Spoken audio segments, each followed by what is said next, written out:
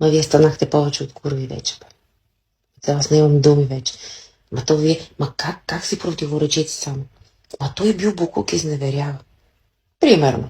Обаче, като го видиш, он е другия с хубавата кола с парите, той не е буклук, веднага става най-добрия, най-хубавия.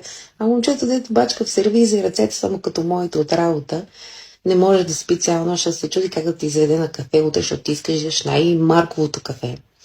Най-скъпото кафе, с най-хубавите дрехи да се покажеш, да парадираш някакъв такъв фалшив начин на живот. Ма той веднага става, он е другия, най-хубавия, най-добрия. Той не изневерява, ще го търпиш.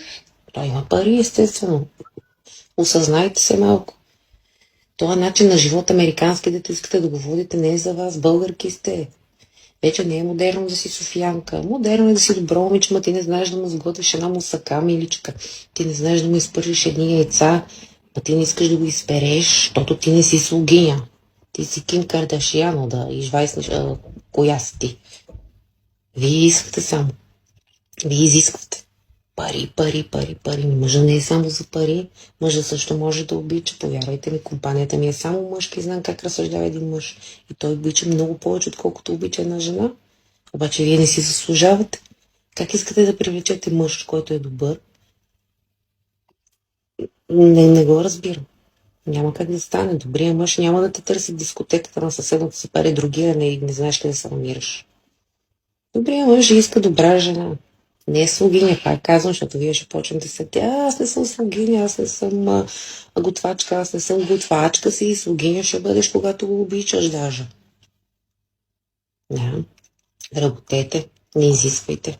Един мъж не ви е длъжен. Сега сте на 20, на 25, на 30, като станете на 40, 45, че искате семейства. Няма, защото той, дето работи забравих на български как беше, в сервиза с мръсните ръце. Не му дадохте шанс, нали? Обаче дадохте на ония другия. Ето дойде с хубавата кола. Мърши! И после мъжете им били виновни. Мъжете са много по-добри от вас специално. И 90% сте такива всичките. Замислете се малко.